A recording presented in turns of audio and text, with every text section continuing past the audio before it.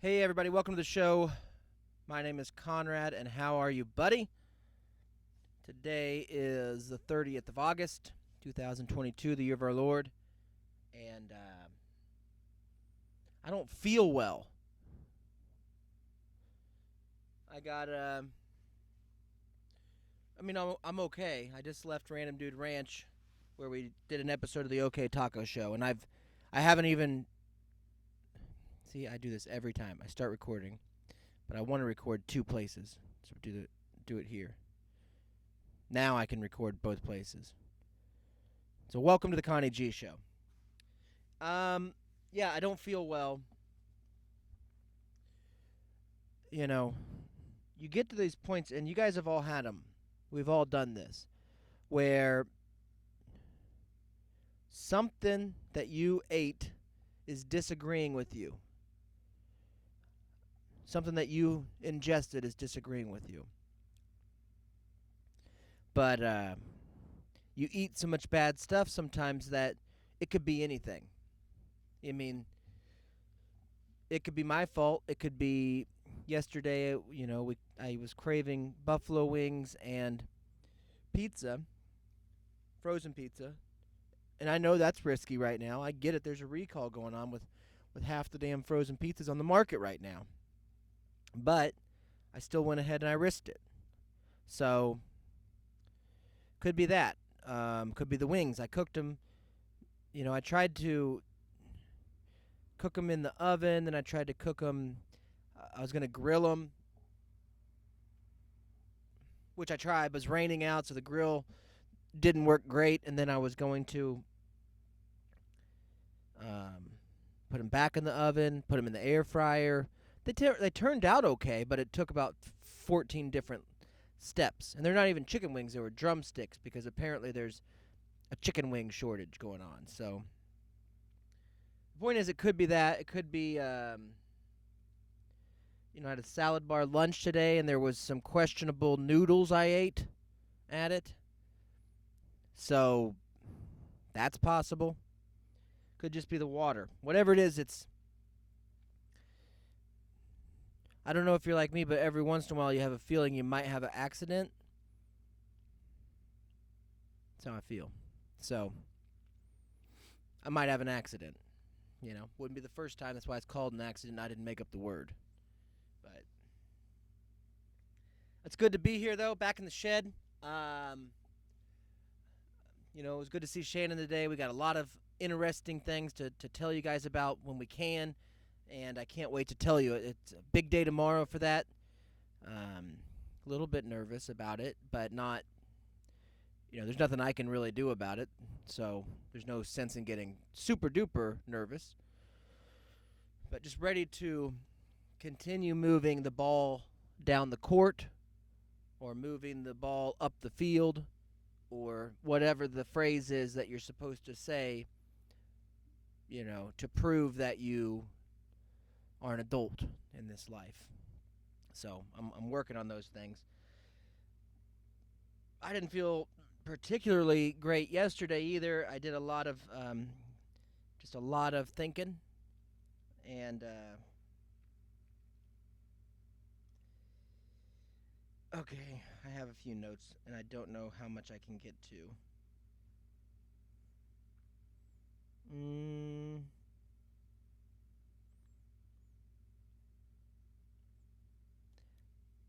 I watched a lot of news. I watched a lot of news yesterday,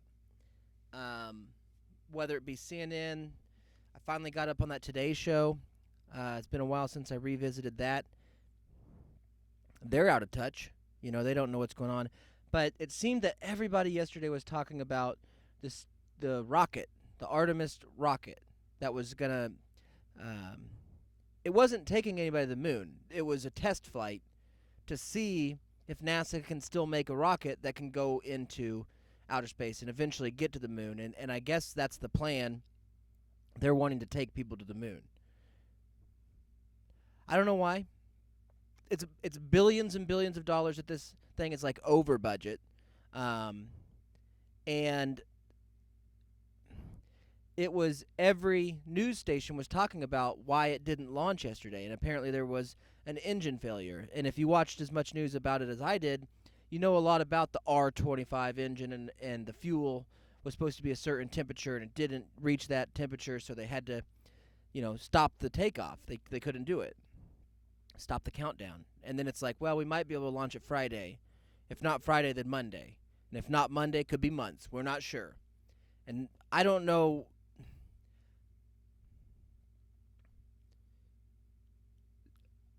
Testing something that costs billions of dollars to ultimately send something that costs billions of dollars up into space to go to a place that we've already been, that we're not learning anything by doing, seems kind of like a waste.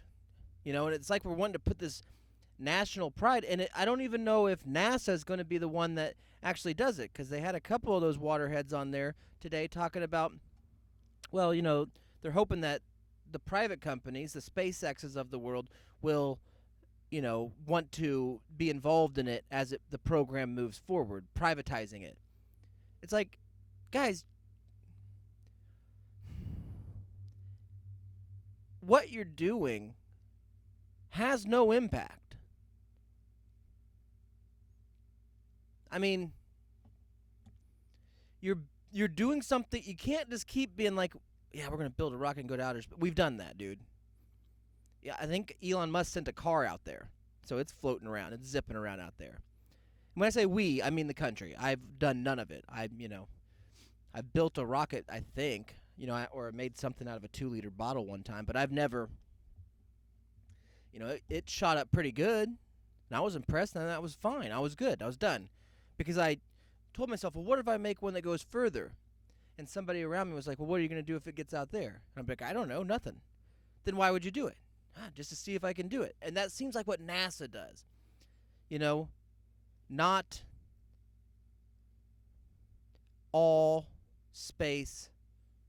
I don't know what it stands for, but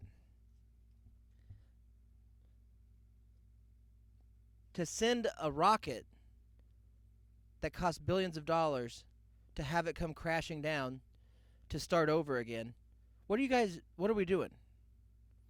And maybe that's not how any of this works, because maybe they're just shooting it up. It looks like it goes into outer space, and then it zips over to New Mexico, and then they grab it. I don't know. I'm not convinced we ever went. Sorry. I'm not trying to be a damn moon denier either. I get labeled that all the time. Oh, there goes Conrad, local podcaster, national moon denier. But I'm just saying, dude, it seems kind of fishy.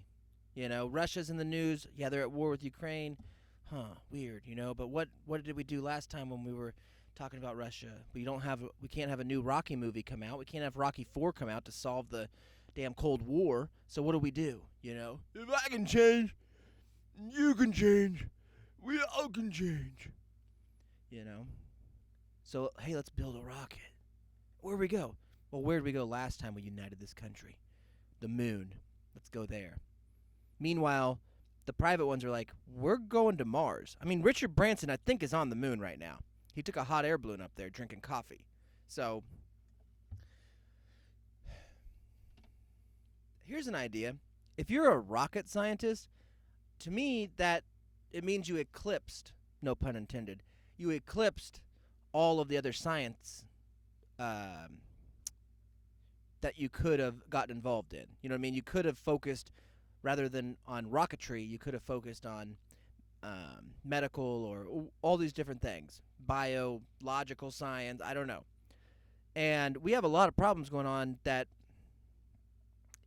maybe we could use your assistance in a different field. Be like, dog, I know you like rockets and stuff, but every time you shoot one up, nobody cares. Nothing happens down here. Because we live on, I don't know if you know this, we live on Earth. Yeah. And if we can't take everybody with us on that rocket and colonize the moon, and if the majority, like 99.9% of humanity and the remainder of humanity for the remainder of time has to stay on this planet, and we got a bunch of problems going on this planet right now, maybe we could just sit down here and kind of figure these out just a little bit. Maybe, I get it, dude, rockets are fun. But maybe if we're going to take billions of dollars, maybe we should solve some stuff on our planet. Maybe. I'm not trying to be, you know, I'm a restaurateur. I'm a landscaper. But I don't get a government grant to go mow, you know, grass in outer space. I'd be like, yeah, I'm pretty sure there's some grass on some other planets. I'd like to trim that up for those planets, you know. And I feel like the government would be like, well, but nobody lives there. And I'd say, yeah, but, you know, it's my job. That's what I do. Can you give me some money to go do my thing? And maybe they'd say, yeah, that's cool. We'll find out some stuff about, you know, come to find out, cutting grass on Mars is a lot like cutting grass here, you know. Yeah, I'm a restaurateur. I make tacos for a living. I'm a grill cook. But I don't serve them on Earth. I just do moon tacos. Well, who gets to eat them? Nobody. Well, how does that help anything? It doesn't. That's NASA, dude. It doesn't help. And I know what they'd say, you know, if Buzz Aldrin knew where I lived, he'd come down here and, you know, sucker punch me. But I say bring it on. Bring it on, dude. I'd like for you to sit down and tell me all the reasons, all the things that NASA has done that has helped our trajectory. Because as far as I know, you know, we still using ships and trains to get all this packaging here, and then we put them on trucks and we drive a bunch of makeup kits and you know, freezer meals to people's houses, and that's what people do. The new cell phone, you got some new earbuds, you know, whatever, ear pods, and freezer foods, and that's what people want. Put some stuff on my TV, so we need the satellites. So however you guys are doing that, stealing it from a different country, I don't know how you're making the TV shows, but keep it up, and then also, you know, make sure that I get my Simply Freshes, because I like to microwave my food, and then make sure, like if I get a makeup kit or I want some earbuds, I can get them, or maybe some new shoes. Free shipping.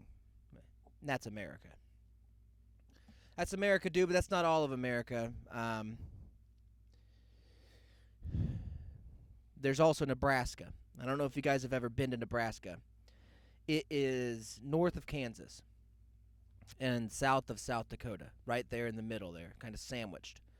So if I kind of picture like North Dakota being a piece of sourdough bread. North Dakota's sourdough bread, and then South Dakota is lettuce. Nebraska's the mayonnaise. Kansas is the ham. Oklahoma is the tomato. Maybe Kansas can be the bacon. Oklahoma can be the tomato, and Texas can be that bottom slice of bread. But there's a gentleman in Nebraska that was a pumpkin farmer. That was his life, dude. And that makes more sense than going to space. But he was a pumpkin farmer. And he wanted to grow a pumpkin that he could carve out, get inside, and then paddle it for miles. Some world record. I got the story here. So, if you're not hip to this knowledge, dude, sorry, but over the weekend,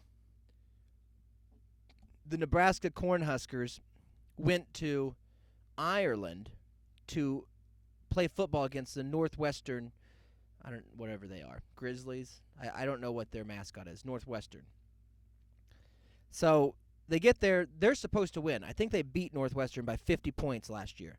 And they're supposed to be a better team. They got some transfers. They've had a head coach, this Scott Frost guy, who looks like a mixture of John Cena and give me a good white flat top guy. Dolph Lundgren, I guess. You know, looks real Russian. And so they get to Ireland. They wander around there. Just a bunch of people, bunch of Nebraskans, big foreheads, wandering around Ireland trying to use cash, but getting a real taste of the culture. A lot of these people probably have roots back there in Ireland, so that's cool. Um, but they get to the stadium and they start playing football, and come to find out, they're not that good anymore. They're about the same as they were. I think they won like 4 games last year, and they're about the same as they were last year. And they lost. They ended up losing this game, 31-28. And I didn't watch the game, the whole entire game. I did watch because they replayed it last night. I watched the probably first 6 minutes of the game. They looked good on their first drive, and then. But here's the issue, bud.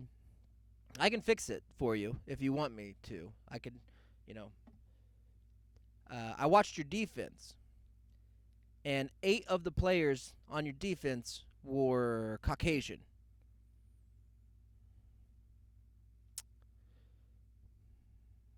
That's the problem, guys.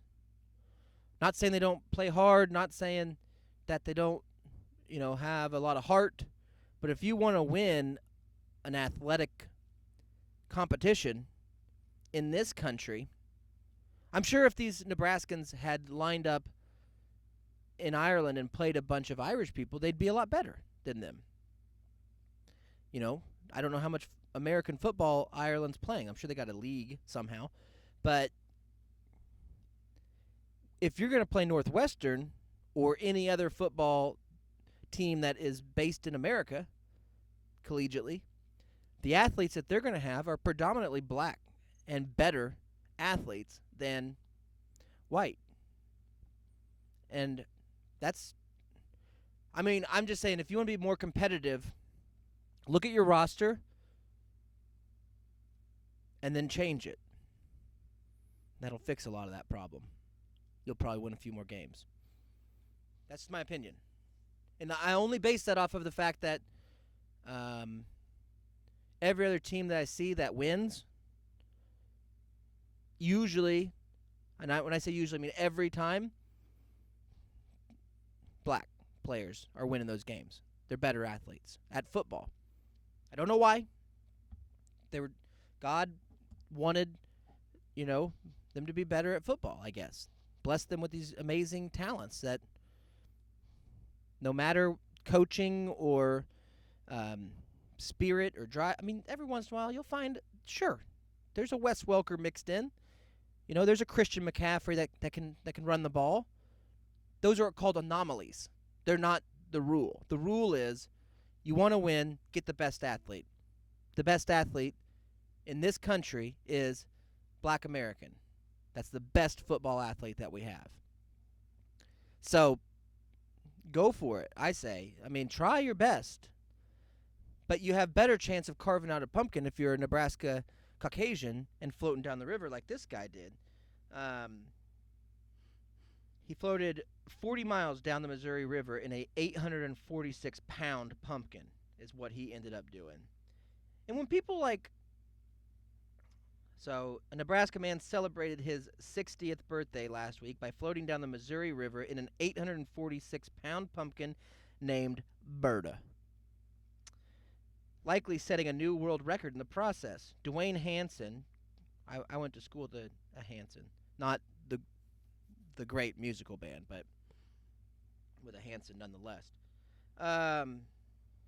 He grew the giant gourd himself and set off on a 38-mile water journey on Thursday morning from Bellevue, Nebraska to Nebraska City, Nebraska, in an effort to squash, the previously held 25-mile pumpkin paddle record. Hansen's nearly 40-mile odyssey, if officially verified by Guinness World Records, would cement him as the world record holder for longest journey by pumpkin boat. Berta, the gourd, boasted a circumference of 146 inches, and once Hansen scooped out the insides of the pumpkin, there was enough room for him to take his mount inside. Officials with the city of Bellevue on Facebook announced Hansen's arrival in Nebraska City last week at the conclusion of his 11-hour trip. "Congratulations, Dwayne, for smashing the world record," the city wrote. "We are proud that you started this record-breaking 38-mile journey in Bellevue, and it's been fun to follow along." Bellevue officials said in the post that they hadn't originally realized that Hansen himself would be accompanying the pumpkin down the river. Upon his arrival, Hanson's daughter, Morgan, told News Channel Nebraska that she was proud of her dad. I never thought he could do it. He always wanted to float the pumpkin down the river. And I'm proud of him. He did it. He's 60, and he always said by the time I turned 65, I better have floated a pumpkin down the Missouri. Just how much he loved floating. He loved pumpkins. And Nebraska. He has always said that you can do anything you want, and how can you not believe somebody who goes out and does exactly what he wants? And I'm just so proud. All right. Hanson's journey wasn't all smooth sailing, though. He had to traverse rocky shores and shallow sand. Yeah, dog, the world is drying up. You're going to float a 850-pound pumpkin down a river? Have you seen a river in America lately? Here's what a river in America is. Sand. There used to be water. Now it's sand. Because somebody turned the heater on and stopped putting rain on it. So either he risked tipping in the water. He made it, though. The point is he made it. And he said, I ain't going to do this again. I'm done with this. Really? You're done paddling pumpkins down a river? It took you till 60 to be done with that? Come on, man. Come on, Hanson. But that's Nebraska, dude. That's what I'm saying. That's Nebraska. Carving a pumpkin and floating in it, that's Nebraska. And that's why they'll never be good at football. That's why they'll never go to space, dude. You go to Nebraska and you talk about the space program, you're going to get punched in the face. Not by a Buzz Aldrin either. By a pumpkin man. By a pumpkin man is what you're going to get punched by. Space? What's that? Pumpkin. You know? We just floated a pumpkin 40 miles. You're talking about space? What is it? I'm from Nebraska. Get out of here. I'll catch you. It's like, no, you won't. No, you won't. I've seen you guys play. I'll be fine. So, great effort, though. Not only by the man who achieved his goal, but by the Nebraska Cornhuskers in their attempt to be competitive on the field of battle this past weekend, the gridiron. I'll tell you something that I got to watch, though, after turning off that despicable football performance. And my daughter's been, she was watching Encanto, I think, Disney Plus, and my son was watching a Marvel movie. And, usually I'll hang in there, and I will watch a Disney movie with the kids, and I'll watch a Marvel movie with my boy because he really gets into it and we discuss it a lot. But after I've already seen them a couple times, the same movie, and they're re-watching because that's what children do, it's like, I gotta go. So I went to the bedroom and laid down on the bed and just kind of relaxed and watched adult or whatever I wanted to watch, which was kind of nice. It's a nice change, I didn't have to wait till 11 p.m. to choose my station. And I watched the John Madden documentary that come out right before he died, that he got to actually, he was in it, clearly, but he was in it as himself at the time of the viewing. So you got to watch him watch this, which I thought was an interesting way to tell his story. And most of it was just it was a very nostalgic documentary. Sometimes you'll get some where you learn a lot about somebody or a subject or something, but this was more reminding you of the impact that this man had on the sport of football, and just the connection that he had as a broadcaster with his other broadcasters, and his connection with the game and advertising and how great he was at all that. And I just thought it was a cool game. I do not want to get, and I know I can't help it, and I say that now as a young man, but, that man was gigantic. Gosh, that guy was big. Not just like a robust man, like a heavy-set man. I mean, the shoulders and the back of that gentleman are gigantic. I mean, You could float him down a Missouri River. Back in the day, I bet if you carved out John Madden, you could make it 60, 70 miles down the Missouri River if you're from Nebraska. If you put a couple rocket engines on him, that guy's got the body to get through an atmosphere. I'd believe it then, and I'd fund that. The dude was just gigantic. And you didn't, because although in maybe his early broadcasting days at CBS, or even once they switched to Fox and he's an older gentleman, I mean, he's already coached, he's already played, he's an older guy. He's probably in his 60s at that time. But the shots of him in the booth don't give good context into how enormous this man was. But when he was walking into restaurants, and a lot of the footage they were showing of him on the bus and walking into restaurants and all that stuff, it's like, geez Louise. They're like, he had a presence when he walked in the room. It's like, yeah, because a mountain just walked in. That's a presence, baby. And I like it when he reminds me a lot of my dad's buddy, or a family friend, my dad's old partner, and who is that very similar cadence, very similar, well, maybe not similar in the way that it's a mimic of John Madden, just that the way that as a big guy, when he would walk in a room, he knew all eyes were kind of on him, and he had a sense of humor and a way of delivery that made you kind of put you back at ease. That, is this guy going to be a problem? I think John Madden kind of just naturally had to do that, and people were always amazed at his skill behind the camera, but I think a lot of that had to do with that if you're that big of a person, you have to get used to setting – everyone you meet is your audience when you're that big, because everyone's amazed that you exist as a giant that walks among Earth. And so you have to have a way of speaking that makes them feel comfortable to be around you, and that's what he did that his whole life, and then used it in his broadcasting career and his friendships and stuff. And it was just – I thought it was a really good documentary. If you haven't watched it, it seems that they're replaying it here as the lead up to this new football season is happening, and I would recommend that you watch it. But another thing that – because here's what's great. I hacked and stole into my sister's YouTube TV is what I was watching. So it's like having television again. So I get to flip around channels. And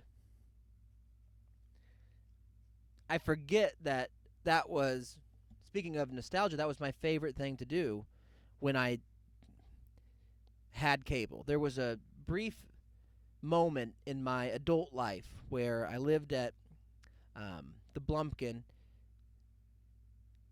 in Hayesville, Kansas, and I'd bought it from my brother. My brother still lived there. It was like kind of this wild, party house in the middle of the wrong side of the tracks, a tiny little hut that we redid. And anyways, at some point when I started getting more serious with my now wife, and she was staying over more, and we were going to buy the house and all that stuff, and probably have to kick out the roommates and be adults and all that stuff. But before we did that, I got AT&T Uverse TV, and I had it just in my room. It was mine. So I had cable in my room. I wasn't paying for the remainder of the house, and I had a window unit in my room, and I called it the Oasis, and I had it all set up, So if you came over the house, sure, you're going to see some stuff you don't want to see. You're going to see a passed out, probably adolescent person there that had been overserved. You're going to see some dishes and some stuff, maybe some rotting stuff. They're going to have some smells when you walk in. That's going to happen. But come over to the Oasis. If you walk into my room, it's like walking into a hotel room. Beautiful, beautiful, beautiful. Probably overselling it a bit. But I do remember, like, on rainy days or, getting home from cutting grass all day, just clicking on that Uverse TV and just, never watching anything. That was so great. Just flicking channels. It's like, what are you going to watch? I don't know. I'm going to do this for about 2 hours and probably fall asleep. And that's what I would do. And I'd watch like 3 minutes of something. Get just the gist of it. And so I felt like I got to relive that yesterday a little bit, and it was fun. And when I get done doing this and I get these uploaded, I'm gonna go do it tonight. That's gonna happen. Um, so one of the channels I stumbled on and only stayed for a minute. It was called, it's like French cooking. It's on some sort of cooking channel, but French cooking. And I thought, well, these idiots don't know how to cook. Let's see what they're doing.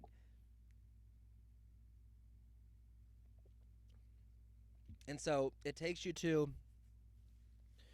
this guy's kitchen in France. I'm assuming. Could be anywhere. Could be New Mexico. But he said it was a kitchen in France.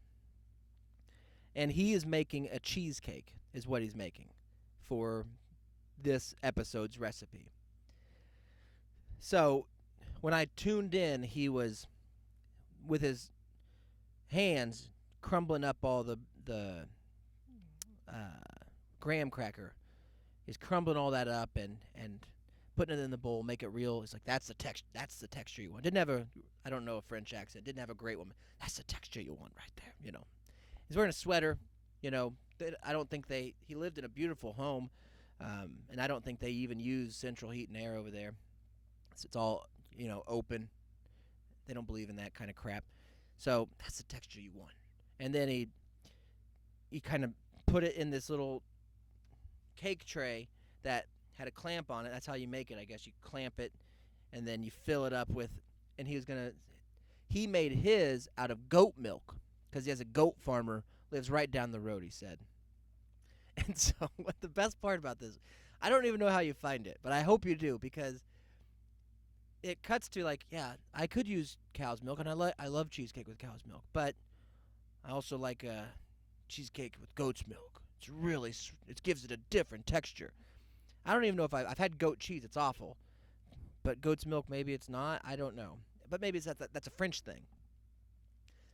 But then he says, I also get my butter locally. He got a butter guy. And that's where you want to get. If you're an American that thinks that you've made it, like whatever you have, it doesn't matter if you have, stock option, all these different things.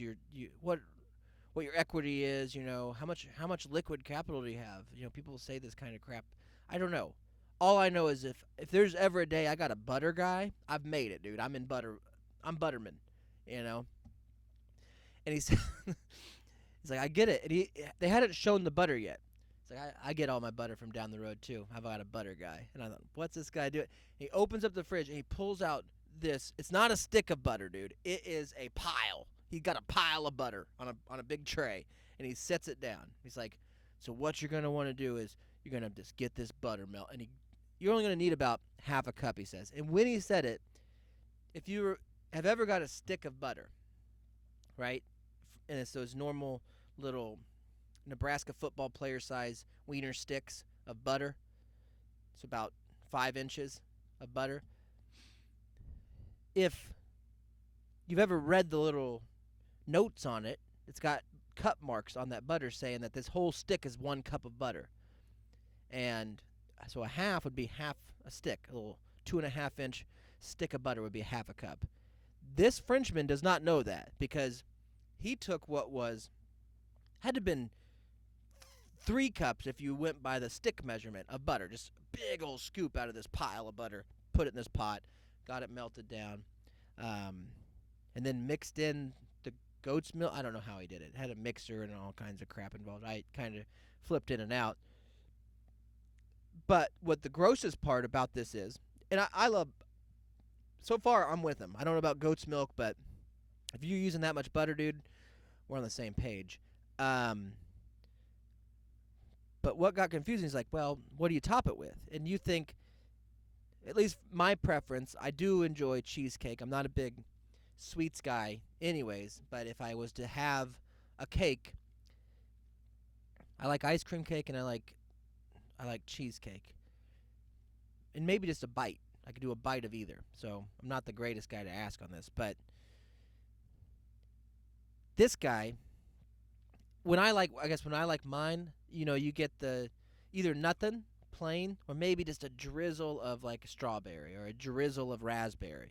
Not even the actual fruit. I don't like that on the cake. I like just the drizzle. Just enough to cut into the kind of the bitterness of the cheese part, you know? So he put his mold in the fridge. He's like, perfect, now I can work on the toppings. And all I need is, I got it right here, figs, dude. He went figs with it. And I was like, my figger, what are you doing? And I'd never seen a fig. You know, I've seen fig Newtons, and I've talked about the figs on previous episodes. But he got the figs, and he started cutting them up. And these things look like rotten, basically they're kind of, on the outside they look like rotten avocados or rotten plums. And he cuts them open, and in the inside they look worse. They look like little lizards with seeds in there. And I thought, is he going to mix it all together, mash them up, make a glaze or something? No, dude, he just quartered each fig, put them in a bowl, and then took some simple syrup, put it on there. That's it. You know, I think he might have heated it up, reduced it down. I don't know. So when he gets this beautiful cheesecake and he cuts around it and he opens the clamp off the side of the cake and he pulls the silo up and you see his beautiful cheesecake sitting there, he then takes spoonfuls. I mean, this dude loves figs. Spoonfuls of these figs. And to where it's, you can't see the top of the cake. He's like, doesn't this look beautiful? And for me, aesthetically, maybe I'm not French, maybe I don't understand aesthetics that they do, but it didn't look that way. It looked like you put a bunch of rotten grapes or something on top of a beautiful cheesecake. And at the end, he's like, then all I do is drizzle. I just drizzle some of that syrup on there. You know, it's real figgy. It's like, dude, there's enough figs on there. But, okay, at this point, what does it matter? You've ruined this cake. He cuts it into fours. Okay, that's what because he had a real small silo thing. Cuts it into fours. He's like, I'm going to take some down to, and he said the name. As if, as an audience, I should know who he's talking about. So he walks. I mean, they edited it. Like, they showed him leaving his castle and walking down a path. There's no cars in France, especially out in the country. And he's walking down. Eventually gets to railroad tracks, walks across those, and then eventually gets to this woman's plantation and walks in. She's in the barn. You know, she's a goat milker, so it must be where he gets his milk from. And he's like, "Hey, Sandra, I made you a piece of cheesecake. Would you like to have some?" You know, hands her the plate. She's like, this woman looks, she did not know TV was going to be there that day. You know, she's wearing probably what she wears every day to milk goats, which is just torn pajama shorts and a torn tank top. And, you know, she's a French woman, and she's a very country French woman. Very Nebraska-like French woman, I would say. Dirty knees and elbows. And before she even bites it, so good. Like, that's the French for you, dude. And this guy walked 3 miles to carry you this fig-ruined cheesecake. But at least take a bite first. She did take a bite, and once she did, she's like, that actually is pretty good. It's like, yeah, you didn't have to be mean about it, you know. I didn't have to walk this 7 miles to bring it to you. But she was mean, and she ate, but she did have a couple more bites. So, and that turned it back to the John Madden thing. And I was like, there you go, man. That's the French. And you know what he's not thinking about is rockets. Nope. I don't know if France has ever been to space. But guess what? It's been around a lot longer than the United States. And it'll probably be around after because they're not worried about stuff that doesn't matter, dude. Wait a minute. What are we doing here? We're trying to get to the moon? For what? Is there anything up there? Is there goats up there? Is there cheese up there? Is that thing made of cheese? Then I'm going. Is that moon made of cheese? You tell me that right now, because I'll go. But you're telling me it's made of dust? Then no, I'm not. I'm out. You can't breathe and it's made of dust? Why are we going? So, it's just one observation. The only other thing is, dude, Serena Williams.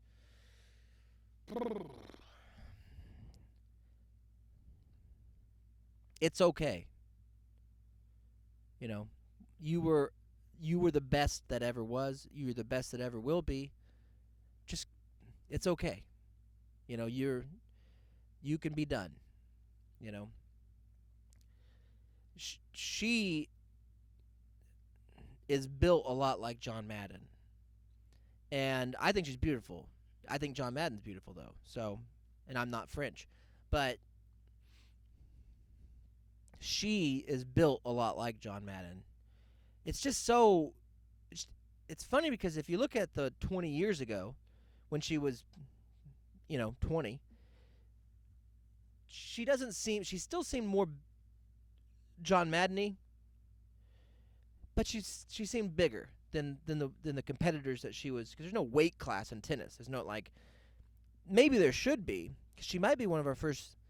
She's got a little bit of testosterone problem, I think. Maybe not a problem, but a difference, I would say, to her competitors. But now she walks out, and I think they were playing like Jethro Tull or Queensryche or I don't know what song they were playing as she walked into the U.S. Open tennis match, but. She took off one jacket, and I thought, well, maybe there's less person in there. Maybe that jacket, maybe it's a big jacket. It wasn't, dude. It's tight. And she took off the jacket, just a ginormous woman, strong, sturdy, powerful, but ginormous. And she started playing. She started playing it, and I felt so bad for the person that's against her. Because you got to be standing there being like, okay, I'm getting ready to play tennis against a woman, and I've seen her before. But then when she comes out there, she's got like, holy smokes, how in the world can I send a ball back? It'd be like it'd be like playing catch with Randy Johnson. You know what I mean? Like the Big Hurt, I think that was, or the Big Heat, or whatever that guy's nickname was. This guy throws 120 miles an hour. And you're 8. What? Go play catch with them? Is he going to take it easy on me? No. This is his last match. He's going to really try. I don't want to play, But hats off to both of those women for doing their best out there. And I didn't watch much of it. I was more intrigued in where this French guy was going with this pile of butter. But hats off to the tennis still going on.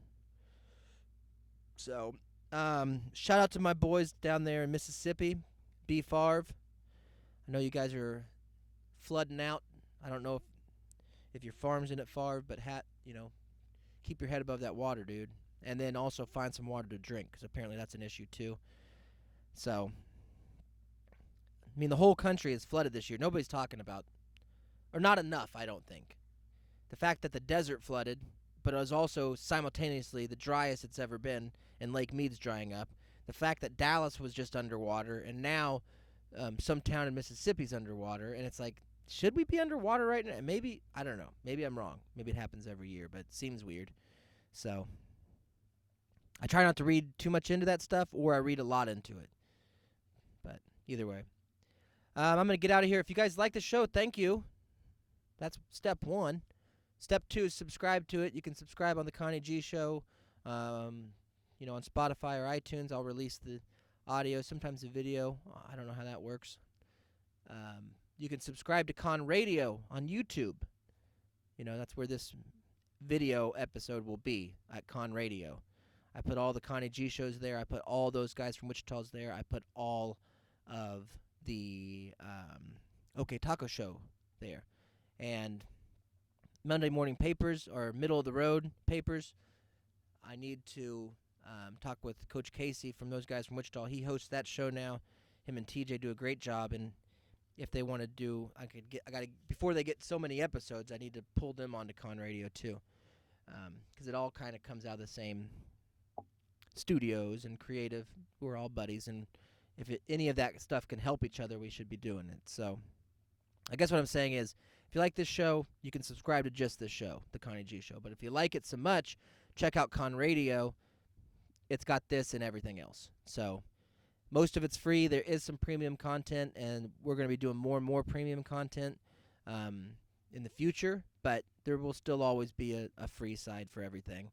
And I appreciate all of, been getting a lot of views. Things, for whatever reason, I hit the right rhythm on something.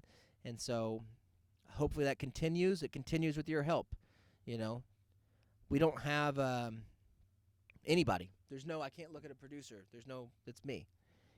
It's Casey when he's doing his show. It's me and Shannon when we're doing the OK Taco show. There's no, and maybe that shows. It probably shows, but in order to change that, to start building jobs in this industry of creativity, we need your help. We need to know that we can do this. And that just is as simple as subscribing, reviewing, liking the show, sharing the show, and that's as easy as it can be. So, subscribe to the Connie G Show, subscribe to Con Radio if you haven't already, and spread the word. And with that being said, don't let your meat loaf.